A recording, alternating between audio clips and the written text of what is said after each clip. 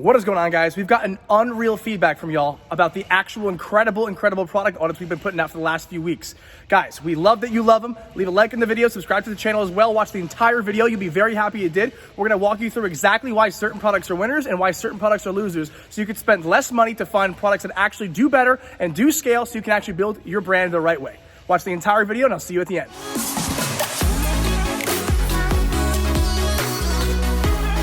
So for this product, Sensi's folding lamp, this is something that's not very beneficial, okay, not very result driven. This is something that can be found in brick and mortars across the globe. And when you think about it, we're looking at the actual result of the product here. The result of the product here is that it's going to be giving you more actual ambiance, more lighting, but so does many other products out there as well. Something like this is not very unique, okay? It's not very wow factor, and it doesn't meet too many points of the product index criteria as well. So when you're looking at products, the first thing we like to do is look at results. We like to look at the actual benefits. And when you look at that on this specific product, what we're seeing here is the casing is the differentiator, okay? The casing of the light of the lamp. But what you really need to look at is the result of it and the benefit. It's doing the same type of glow, the same type of light that other lamps and flashlights and lanterns will also utilize. So since our benefit and since our result is the same here, Danish, as a lot of other items in the marketplace, we're gonna pass on this particular item. Okay, definitely like where your head is in terms of differentiation of the casing of the product, but the benefit's not there, the result is not there. So we're gonna have to go ahead and pass on this particular item, not market this item, and move on to something else on your actual arsenal list. Keep in mind that when you have items that showcase different packaging or casing and still have the same benefit or result, it's not going to be in your favor. So you're looking for things that are different in result, different in benefit, and offer marketable changes and marketable differentiations. The casing of the light or the lamp here is not a marketable differentiation that will be, very, very aggressive in terms of having people wanting to buy it.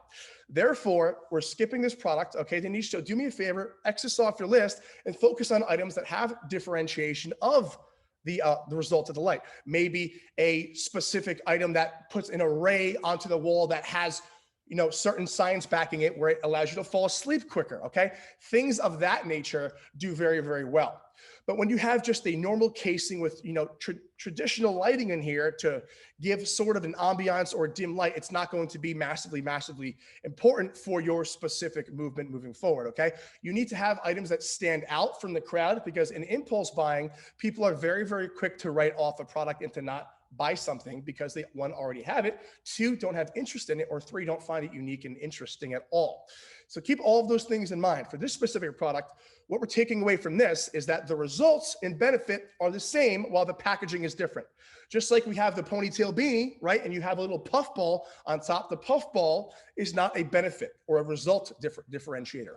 The hole in the top for the ponytail beanie will be. We're looking for pieces on the product, different options on the product that drive the product to be differentiative and actually have proper differentiation in terms of the results. So the main thing you guys want to look at is result and benefit and how it's different than what's offered out there. It's massively important you understand that, and to not just market items that are very general, that offer, pretty much things that you could just get in brick and mortar across the globe. You won't sell well with them. You might get one sale or two sales here and there, but you won't find the proper demand to maintain proper CPA.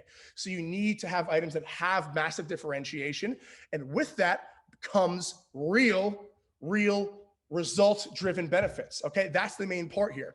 Now, Wendy says, can the marketing angle be the differentiator? Absolutely.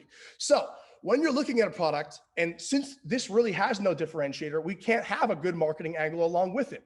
And since there's no good differentiator or result driven benefit whatsoever, it's going to be difficult to create a marketing angle. And if you start to see that your product doesn't have a very, very obvious marketing angle, okay, and it's very, very, difficult to create something or think of something, you find yourself pondering a marketing angle for 20 minutes and you still can't think of anything, you probably have an item that does not really offer massive differentiation in terms of benefits. So it's very, very important.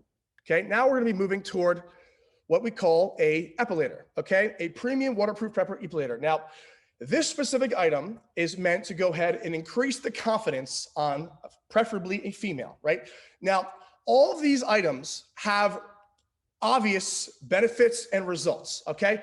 But you need to go ahead and look a bit past that. Why do people desire these results? Why do people desire these benefits? It's super, super important to understand all of these when you're moving forward into determining to market an item or not. With this item, okay, the goal here is, of course, to get into all the little crevices on the, your body or the female body to go ahead and be cleaner shaved, and feel more confident when going out and whatnot, when you're just, wearing clothing, feel more comfortable, and all of these different points. Now, the main point here is a confidence-driven point, okay? The main result here is a confidence-driven result piece. So when the item works, you're going to be gaining confidence back. Now, other items do the same thing as this particular item. What you see here, okay, is that this is smaller. It's portable. You could bring it with you elsewhere. So what you want to go ahead and use for, as a marketing angle for this item, because I do love this item, by the way. Okay, I know this is Carolina's specific item, which is great. So you want to understand that when you're moving forward with determining your marketing angle, you want to look at the results, the benefits, and the differentiation. Okay, so the result here is that this item is going to remove hair from hard to reach places with a normal razor or a normal actual hair trimmer. Okay, secondly, the benefit is you'll be extremely confident. You'll be more confident going throughout your daily endeavors, going out, going into a meeting, what have you, okay? It's important you understand that all of these little pieces that we put together all contribute toward the marketing angle, okay? And then the marketing angle should be something to do with the benefit and the results, okay? Benefit, feeling more confident. The result, removing hair from hard to reach places. Now, how do we create a marketing angle with those specific insights? Realize that we have to do that kind of brainstorming before we automatically just say, hey, the marketing angle is this.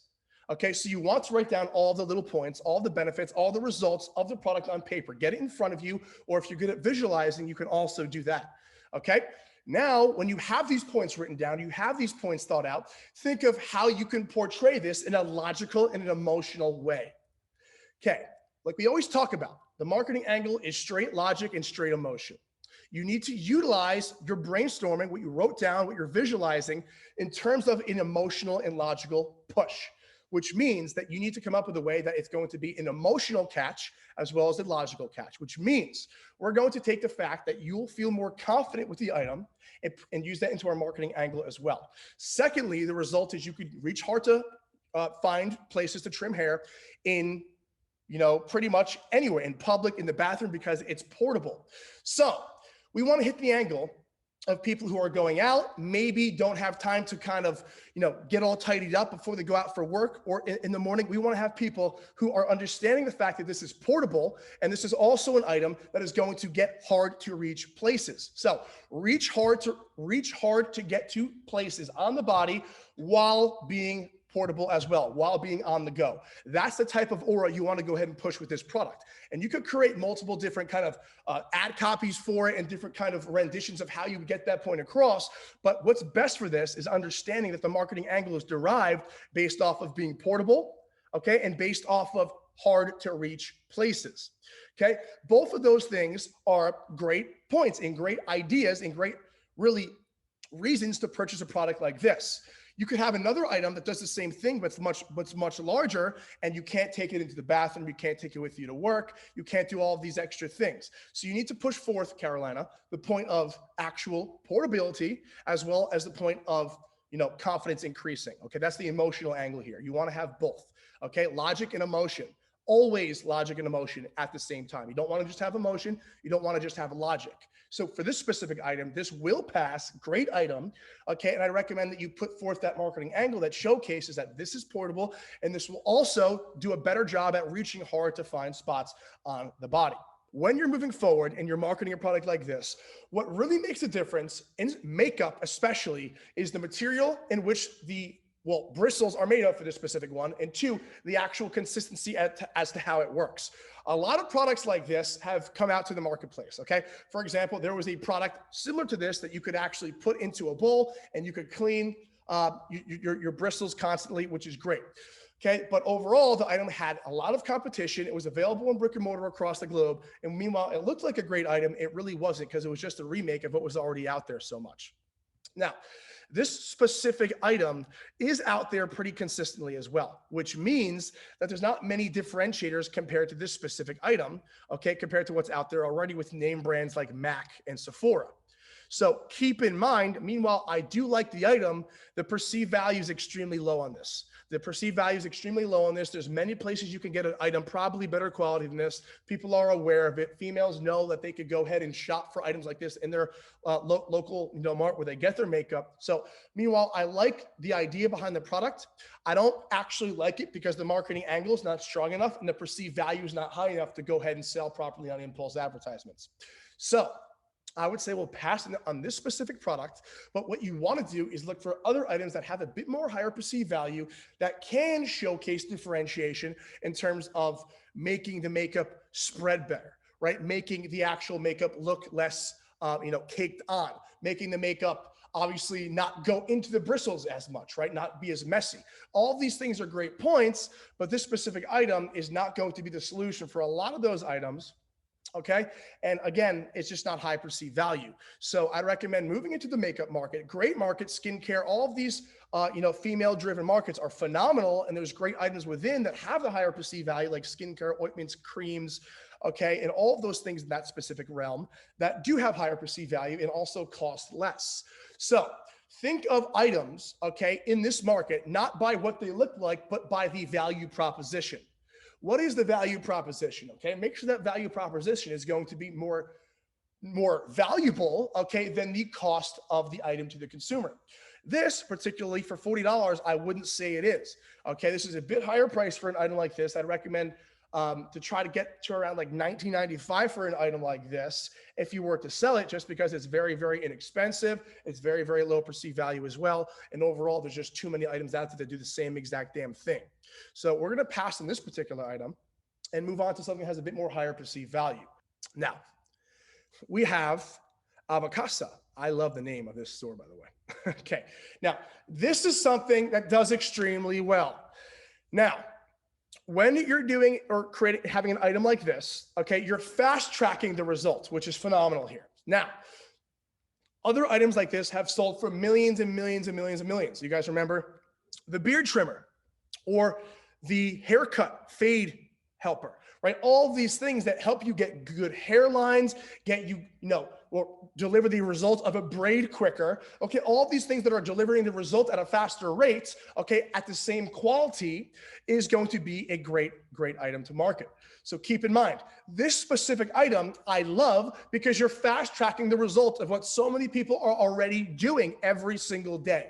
Saves people time, absolutely, extremely convenient, woman-dominated, phenomenal. This item is great for showcasing on video and also walking people through the actual analogy, saying, hey, stop spending so much time in the morning doing things like your braids when you could go ahead and have the easy braid system, right? Create your braids very, very quickly, giving you more time for yourself in the morning, things of that nature.